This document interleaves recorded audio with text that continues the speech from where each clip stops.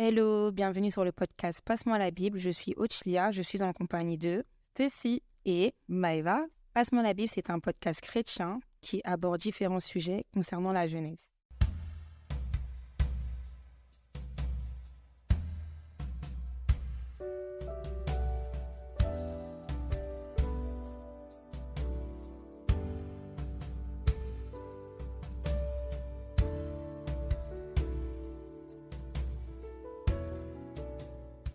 Bonsoir, bienvenue sur le podcast Passe-moi la Bible. Je suis Ochlia, je suis en compagnie de Maëva Lévin et Stacy. Alors voilà, donc ce soir nous allons aborder le thème de la modestie, qui est un thème assez particulier et important pour nous. Donc on peut commencer par d'abord définir ce qu'est la modestie et ensuite partager sur ce thème. Voilà. Alors, moi j'avais regardé la définition de modestie dans le Larousse. Modestie, modeste, être modeste. Et la définition que j'avais trouvée, c'était qui est modéré dans l'appréciation de soi-même, exempt d'orgueil, de vanité. Du coup, un homme modeste, donc comme une personne modeste qui ne cherche pas à se mettre en avant. Et faire preuve de modestie, ça veut dire faire preuve de décence, de pudeur, de réserve et de bienséance. Voilà, c'est la définition que j'avais trouvée dans le Laos. Du coup, moi, j'avais regardé en fait par rapport à la modestie ce que la Bible dit, du coup. Et ce qui m'a, entre guillemets, fortement étonné, c'est qu'il n'y a que 2 versets vraiment où on voit le mot modestie. Après, dans la Bible, il est question de modestie, ça c'est sûr, mais vraiment, le mot modestie, il est dans 2 versets principalement qui sont dans le livre de 1 Timothée. C'est 1 Timothée chapitre 2, il me semble, si je ne me trompe pas.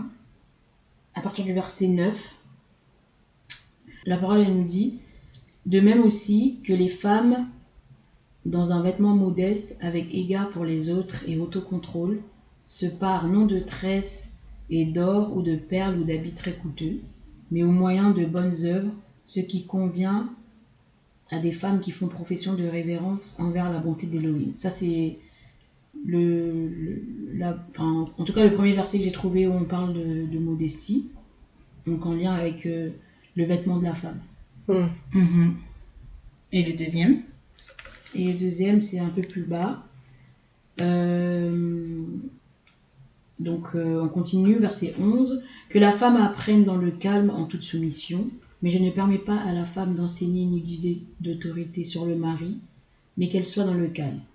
Car Adam a été modelé le premier, qu'Ava ensuite. Et Adam n'a pas été séduit, mais la femme, ayant été séduite, a été la cause de la transgression. Elle sera néanmoins sauvée par le moyen de la maternité, pourvu qu'elle persévère dans la foi, dans l'amour et dans la sanctification avec modestie. » Amen.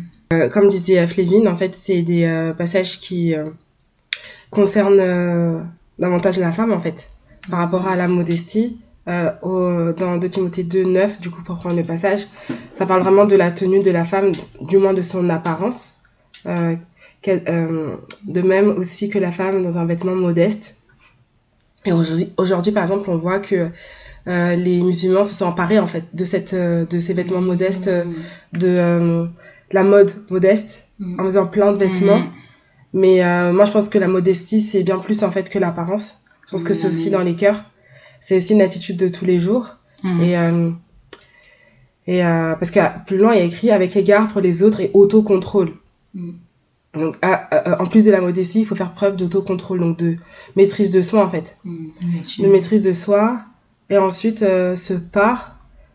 Et se part, en fait, ça veut dire aussi, quand je regarde en tout cas le commentaire sur le verset, remettre en ordre, arranger, rendre prêt, préparer, orner. Non de tresses et d'or ou de perles ou d'habits très coûteux. Donc en fait, tout ce qui est d'apparence finalement. Donc on peut se dire, mais ça s'oppose. Quand elle met des vêtements modestes, en même temps on dit non, mais qu'elle ne met pas de tresses, qu'elle ne met pas d'habits très coûteux, etc. Mais en fait, je pense que la modestie, c'est une vie en fait. Être modeste, c'est une vie de tous les jours.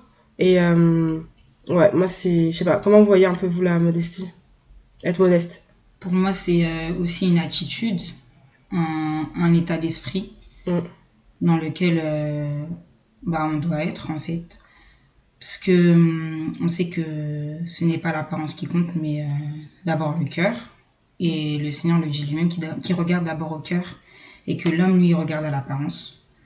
Donc, quelque part, c'est aussi de veiller sur son cœur, veiller sur soi-même, veiller sur l'homme intérieur et pas l'homme extérieur, en fait. Je le vois aussi comme ça. Amen. Du coup, moi, j'ai trouvé un autre verset. Il n'y a pas que deux versets, du coup. C'est dans Tite.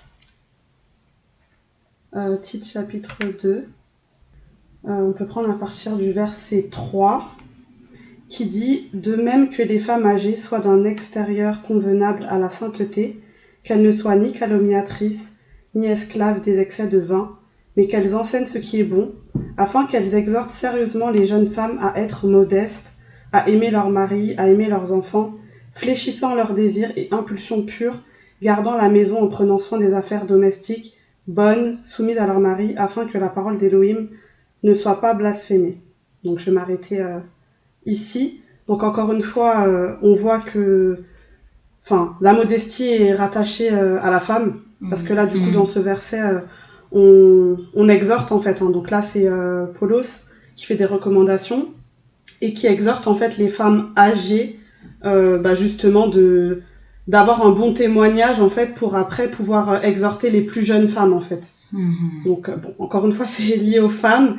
Mais si on prend justement le verset 3 qui dit que les femmes âgées soient d'un extérieur convenable à la sainteté, donc déjà, on voit qu'il y a quand même cet aspect extérieur. Donc, je pense aussi dans tout ce qui peut être habillement, etc. Mais après, on parle aussi de l'intérieur, parce qu'on dit qu'elles ne soient ni calomniatrices, ni esclaves des excès de vin. Voilà, donc on voit qu'il y a aussi le comportement, en fait, d'avoir en fait une vie de sainteté, pour pouvoir en fait être des exemples pour les autres. Et donc quand je vois ni esclave des excès de vin, on sait qu'en fait quelqu'un qui est sous l'emprise de l'alcool, c'est quelqu'un qui va s'exposer, qui va en fait qui ne sera pas du tout modeste en fait, qui va forcément peut-être parler fort, peut-être avoir des comportements qui sont malaisants, malséants, enfin voilà. Tout cela, et ça renverra pas en tout cas l'image du Seigneur, tout simplement. Donc, pour répondre à la question de Maëva, je pense que la modestie, c'est à la fois quelque chose d'extérieur, mais aussi d'intérieur. Et je pense qu'il faut déjà que ça soit intérieur pour que ça puisse paraître à l'extérieur. Comme il faut. Effectivement. Moi, ce qui m'a interpellée dans la définition de modestie, c'était que c'est exempt d'orgueil. Et ce qui s'oppose à l'orgueil, c'est l'humilité. Et du coup, j'avais cherché ce que le Seigneur attendait de nous, en fait, par rapport à l'humilité. Et j'étais tombée sur Colossiens 3, verset 12, qui dit « Ainsi donc, comme des élus d'Élohim, saints et bien-aimés, revêtez-vous des entrailles de miséricorde, de bénignité, d'humilité, de douceur, de patience. » Et en fait, j'avais cherché la racine du mot humilité pour voir en fait ce que ça voulait dire. Et donc j'ai vu sa racine, mais bon, je vais pas prononcer ce mot parce que je vais pas l'écorcher. Mais en tout cas, la définition, c'était avoir une opinion humble de soi-même, un sens profond de la petitesse. Et en fait, avoir un sens profond de la petitesse, ça m'a vraiment marqué parce que je me suis dit, mais aujourd'hui, qui a un sens profond de sa petitesse? Parce qu'en plus, c'est ça, un sens profond de sa petitesse. Et ce qui s'oppose vraiment à l'orgueil, du coup. Et donc, à mon sens aussi, de la modestie. Parce que si on est modeste, d'ailleurs, c'était aussi la définition du Larousse, mais c'est que c'est exempt d'orgueil. Si on est modeste, on cherche pas à être vu, à être remarqué des gens, en fait. On cherche à faire preuve de décence, de pudeur, de réserve, de bienséance. Or, bien souvent, la femme ne fait pas toujours, en l'occurrence, parce que là on parle de la femme, preuve de pudeur. Nous, dès qu'on est scandalisé, on appelle quelqu'un pour raconter. On expose sur les réseaux sociaux. On balance, en fait, on expose tout, en fait. On garde rien pour nous. Des fois, on manque de pudeur, je pense. De retenue. Ouais. Et peut-être que le Seigneur aussi nous attend là au niveau de la modestie, être modeste. C'est vrai que aussi... Ça te fait rire. Oui, parce qu'en fait, par rapport à ce que tu dis, je pense aussi à la culture qui va avec. Dans quel sens? Dans le sens où, comment dire, ça dépend des origines. Il y a des femmes qui ne vont pas forcément exposer ce qu'elles ressentent. Parce que par rapport à ce que tu viens de dire, je pense que c'est la plupart du temps quand on manque de pudeur, c'est par rapport aux émotions, aux sentiments, au vécu, enfin bref, par rapport à plusieurs choses qui font qu'une personne peut exposer tout cela aux yeux de tous.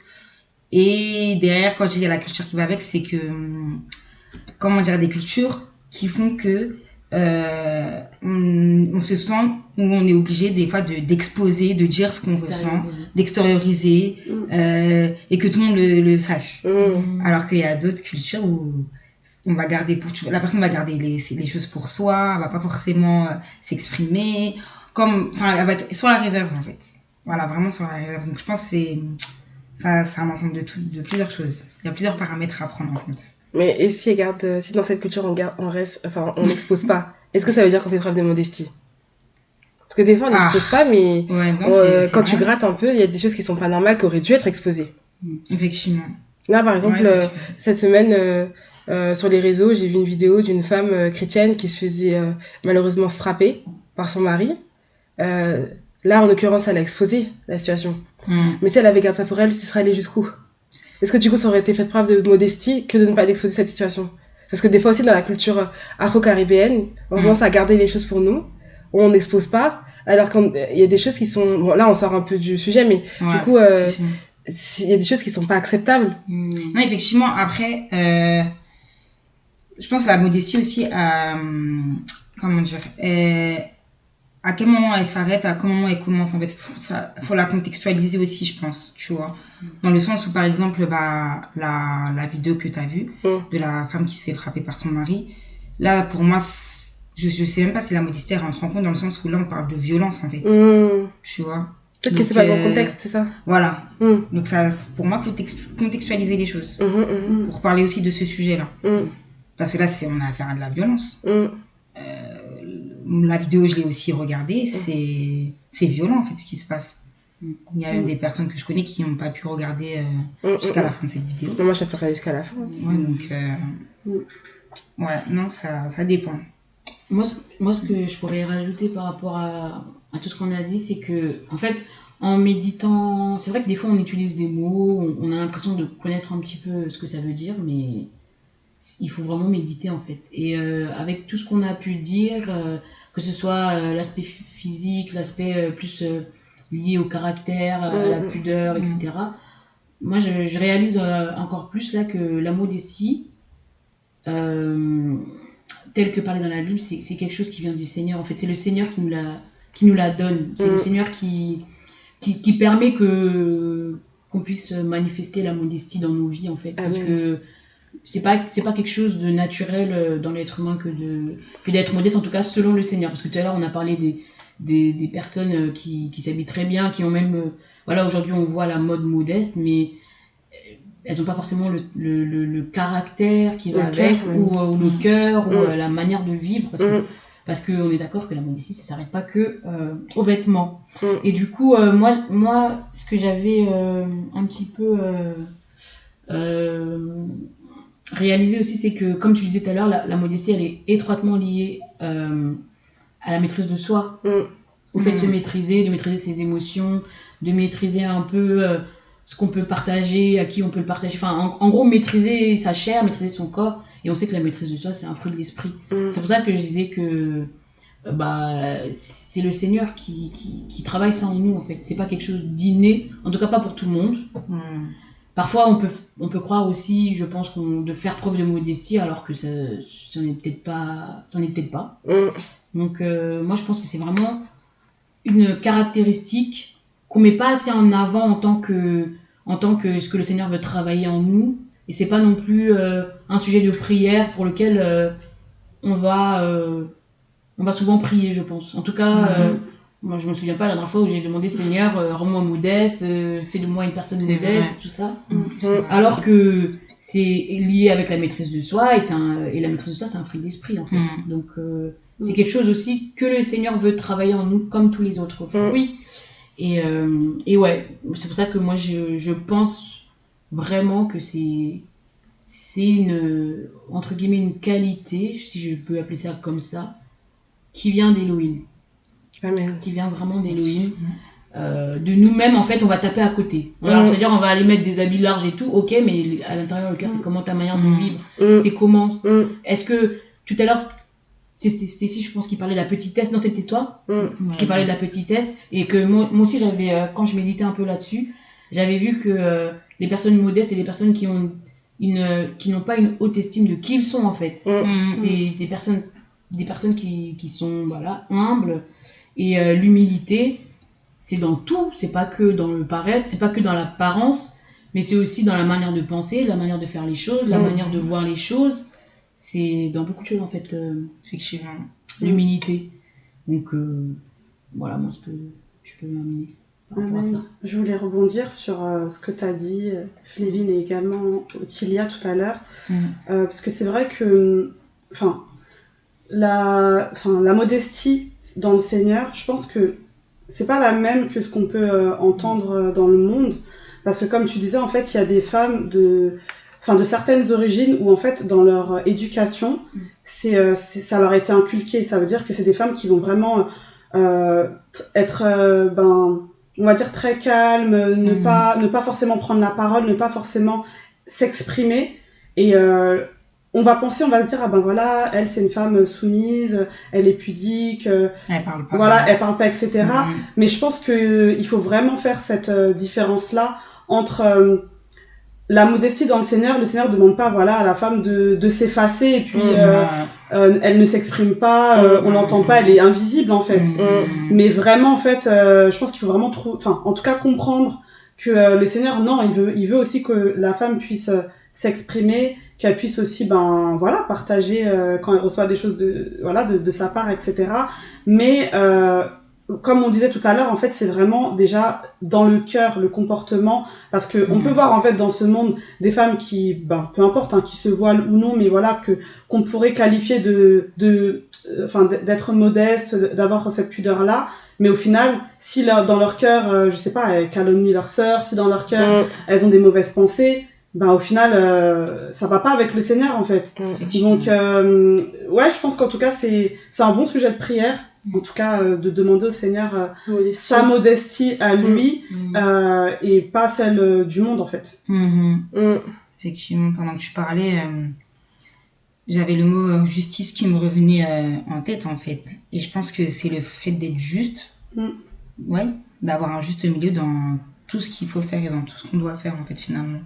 Ça va, là, en recherchant modestie, les synonymes de modestie, j'ai pas forcément trouvé le mot justice, mais je sais pas, je trouve que ça va avec la justice du Seigneur, en fin de compte, aussi.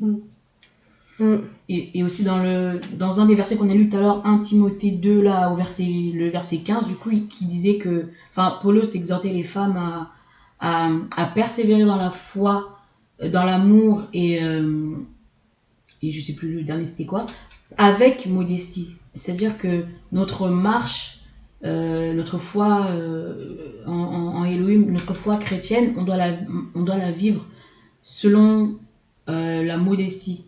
Comment on voit ça, en fait?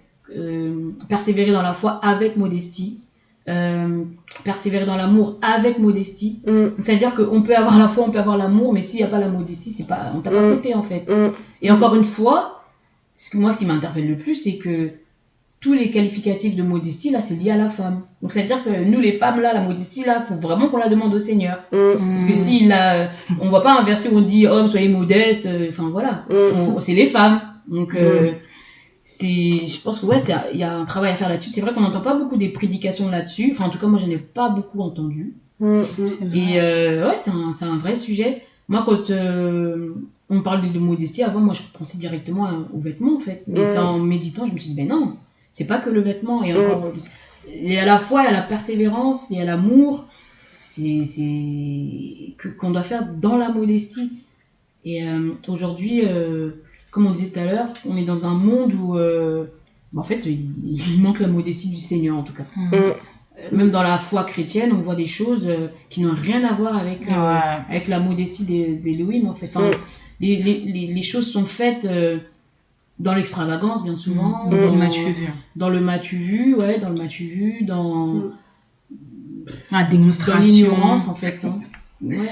La démonstration des dons, des grâces, tout. Il n'y a plus cette pudeur, en fait, et que ce soit tant chez les femmes et tant chez les hommes aussi. Hein. Parce que même si, entre guillemets, il n'y a pas de verset qui dit clairement que les hommes doivent être modestes. Mais c'est sûr que oui. Je pense que c'est pour l'être humain, tant les hommes que les femmes. Quoi. C'est vrai, hein. Quand on voit combien aujourd'hui, que ce soit les hommes, les femmes, comment ils s'exposent, des grandes affiches, alors que soi-disant, hommes de Dieu, hein, on dit, ou ce genre de choses, mais au final... il n'y a plus cette modestie, cette pudeur, cette discrétion. Et normalement, on est censé être, simple. Et ne pas, en fait, rechercher une forme de gloire. Parce qu'en vrai, là, on parle de modestie, mais le contraire. Tout à l'heure, on parlait de l'orgueil. Mais avec l'orgueil, il y a la gloire qui va... gloire selon le monde. Hein. Le fait d'être connu, d'être acclamé, d'être reconnu par les uns, par les autres, etc. Et aujourd'hui, on retrouve ça autant chez les hommes que chez les femmes. Hein.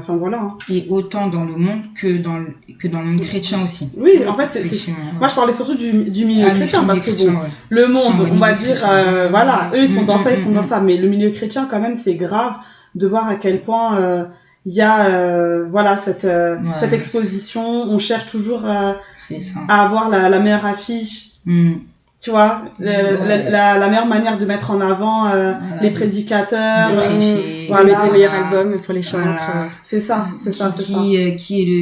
Qui prêche le mieux, qui est le plus jeune pour bien prêcher, c'est ça.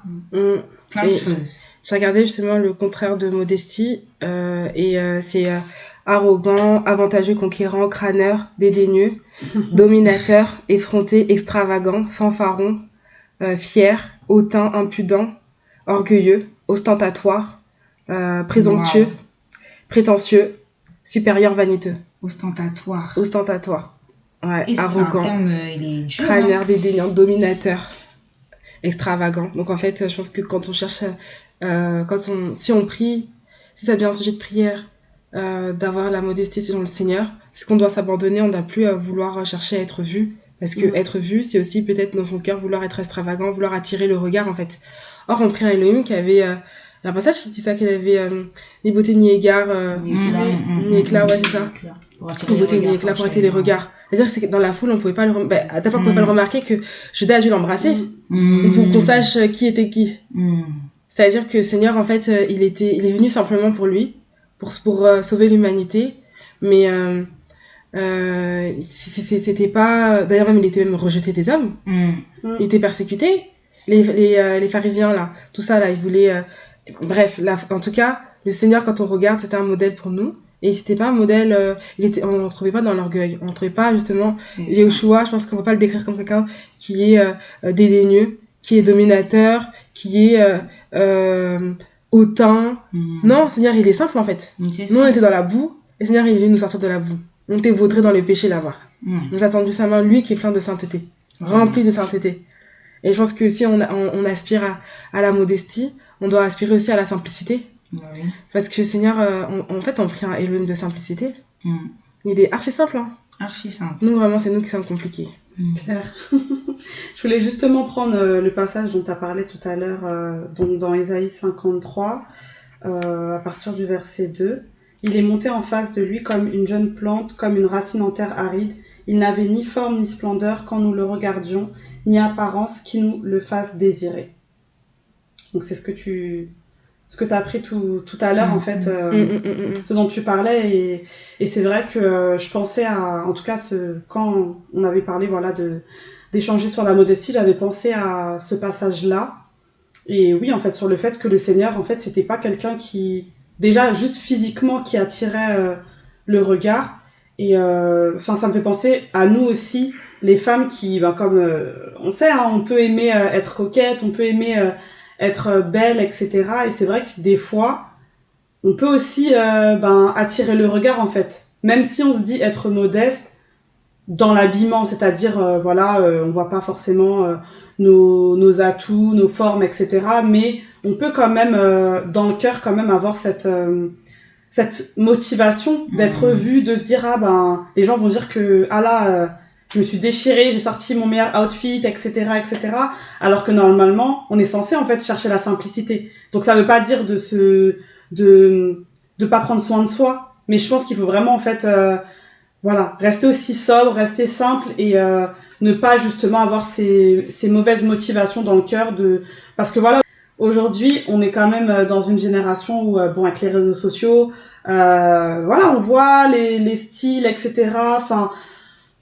On va dire tout ce qui est mode et tout c'est mis en avant et ça donne forcément envie aussi de suivre un peu la mode, même si étant chrétien on veut quand même être à la mode, on veut pas non plus se laisser aller, etc. Mais je pense qu'il faut encore une fois trouver l'équilibre entre oui, j'ai le droit de m'habiller correctement, modestement, mais je dois pas non plus m'habiller pour que ça puisse attirer le regard en fait. Et pas je parle pas du regard que les hommes peuvent porter sur une femme, un regard de désir, mais vraiment un regard même entre femmes, qu'on se dise pas mais elle, on se retourne derrière elle, etc.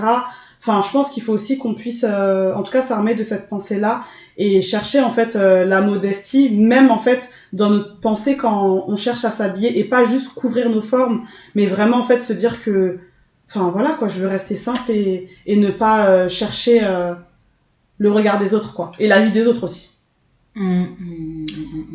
Ouais, par rapport à ce que tu dis pour rebondir, en fait, je réalise que le problème aujourd'hui, en tout cas, dans la génération dans laquelle nous sommes, c'est qu'il y a vraiment un problème de motivation dans le milieu chrétien.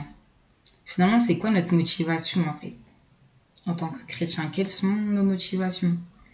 Est-ce que c'est de nous montrer? Ou est-ce qu'on souhaite rester caché?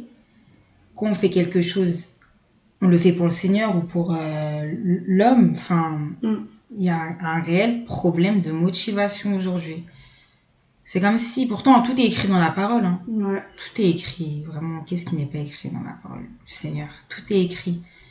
Mais je réalise qu'aujourd'hui, c'est un problème de motivation. Un problème aussi d'enseignement. De tout, en fait. De plusieurs choses, mais... De consécration. Ouais, de consécration, de sanctification. Mais je pense que c'est tout d'abord la motivation. Qu'est-ce qui te motive? Parce que tu peux prier, méditer la parole, lire la Bible, etc. Mais qu'est-ce qui te motive? Quel est l'esprit qui te motive? C'est l'esprit du Seigneur ou... Donc, motivation. Moi, je pense, pour répondre à ça, ça me fait penser à la définition qu'elle a donnée tout à l'heure, Maëva, quand elle a donné le contraire de modeste, c'est ça, hein? Ça fait penser au passage là dans 2 Timothée 3 qui dit, c'est Paulos qui parle, qui dit: mais sache aussi ceci, que dans les derniers jours surviendront des temps difficiles à supporter, car les gens seront amoureux d'eux-mêmes, aimant l'argent, fanfarons, orgueilleux, blasphémateurs, rebelles à leurs parents, ingrats, sans religion, sans affection naturelle, sans loyauté, calomniateurs, sans autocontrôle, donc sans modestie, cruels, opposés à la bonté et aux hommes bons, traîtres, téméraires, enflés d'orgueil, amis des voluptés plutôt qu'amis d'Élohim, ayant l'apparence de la piété, donc encore plus ou moins de la modestie, mais ayant renié sa puissance. Éloigne-toi aussi de ces gens-là. Donc du coup, ça répond aussi un peu à la question quelle est ta motivation? En fait, ça peut être aussi la motivation, ça peut être aussi parce qu'on est dans des temps où en fait beaucoup se sont refroidis, beaucoup n'ont plus une réelle relation avec Elohim, ou du moins l'avaient avant, et du coup ils sont restés sur leurs acquis et ils pensent que alors qu'il faut se sonder continuellement et on va de gloire en gloire, de progrès en progrès avec le Seigneur, mais beaucoup restent sur leurs acquis, beaucoup pensent que parce que il y a encore les prophéties, il y a encore les songes, que le Seigneur est encore là, oui, mais en fait au niveau de l'apprentissage, il faut tout le temps réapprendre avec le Seigneur. Il faut tout le temps s'examiner à la lumière de la parole, et notamment là on est dans les temps où il y a beaucoup de comment c'est possible qu'il y ait autant de gens qui deviennent fanfarons, orgueilleux, etc. Donc le contraire de la modestie, le contraire de l'humilité. Il y a aussi ça, je pense que les gens ne font pas attention. Les gens ne font pas attention à comment on appelle, à s'examiner, tout simplement. Et donc ça aussi c'est problématique. C'est problématique. Ouais, ils demeurent dans leur habitude. Oui, sinon il y a aussi beaucoup ce phénomène, je pense aussi que des choses comme ça, simples comme ça, la modestie, tout ça, ça n'intéresse personne. C'est pas des enseignements qui intéressent. Nous, on veut la puissance, l'onction, le mariage, tout ça. Ça, prospérité. C'est des enseignements qui intéressent. Comment devenir millionnaire en 15 jours, ça intéresse. Mais la mort à soi, le renoncement, le brisement, toutes la ces souffrance, choses, les épreuves. Ça c'est pas des ça fait pas rêver. c'est pas des versets qu'on va se répéter, alors que la parole nous dit qu'il faut méditer la parole jour et nuit afin que voilà que nos jours se prolongent sur cette terre, je pense que c'est ça. et donc c'est pas des versets qui intéressent. C'est pas des versets que les gens vont aller spontanément lire, dont on se souvient, non. Voilà. Mais Somme 91, tout ça, oui. C'est grave. Mais je pense que c'est parce que c'est profond, en fait, la modestie. Je pense que c'est aussi vraiment la mort à soi. Parce que je pense que être modeste, c'est dans tous les aspects d'une vie. Et c'est tous les jours. Sans cesse. À chaque occasion. Parce que le Seigneur, il marchait avec le royaume. Mais est-ce que en fait il en était orgueilleux? Il marchait dans la simplicité. Nous seulement, petite bénédiction, mais faut voir comment on marche. Mais même qui peut même marcher à côté de nous? C'est compliqué.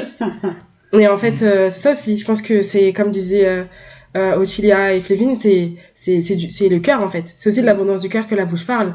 Et je pense que c'est aussi des fois au travers du cœur que de toute façon, on voit par exemple les femmes qui sont blessées, souvent c'est des personnes qui vont beaucoup montrer leur corps, qui vont beaucoup être légères dans leurs vêtements, etc., ou qui vont beaucoup se maquiller. On gratte un peu, on gratte même beaucoup, on voit qu'il y a des blessures. Parce que tout homme est blessé en fait. Tout homme est blessé et cherche aussi la restauration dans quelque chose. Il cherche à combler en fait un manque.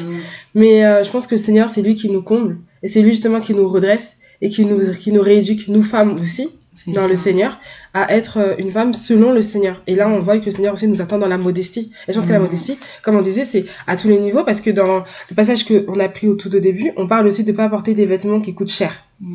Toi, tu veux mettre que des Prada. C'est toi qu'on retrouve à Balenciaga tous les dimanches.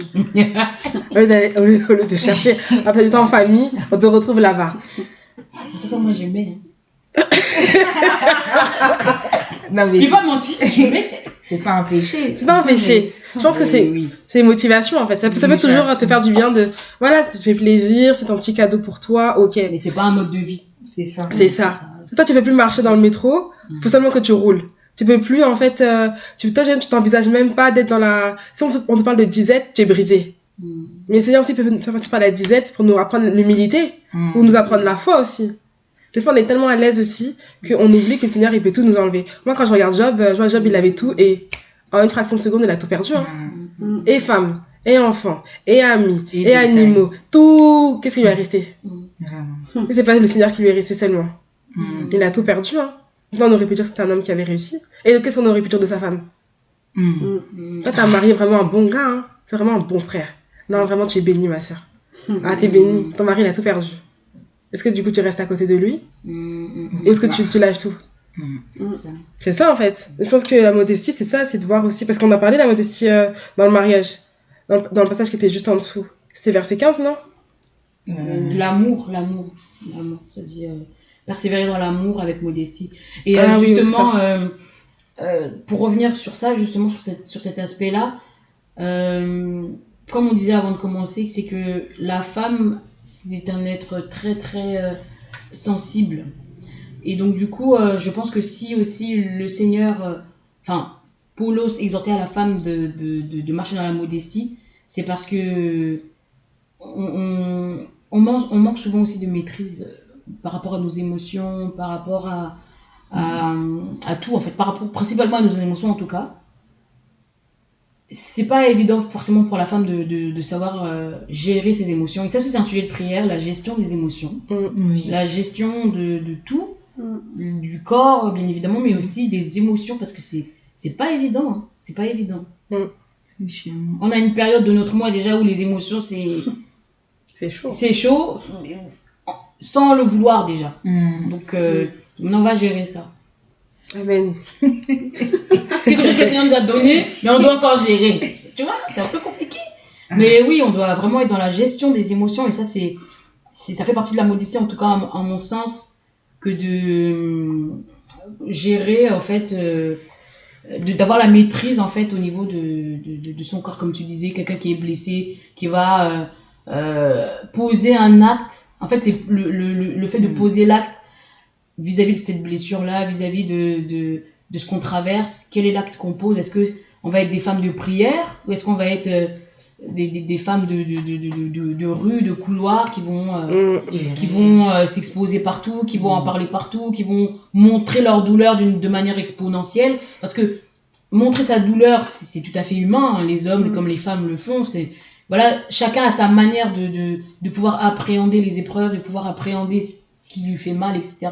Mais maintenant, je pense que tout se joue au niveau de la gestion aussi. C'est ça. Et en fait, je réalise aussi que dans la marche avec le Seigneur, faut pas... Enfin, le Seigneur nous demande de venir à lui comme nous sommes. Il faut pas venir avec des motivations, entre guillemets, humaines.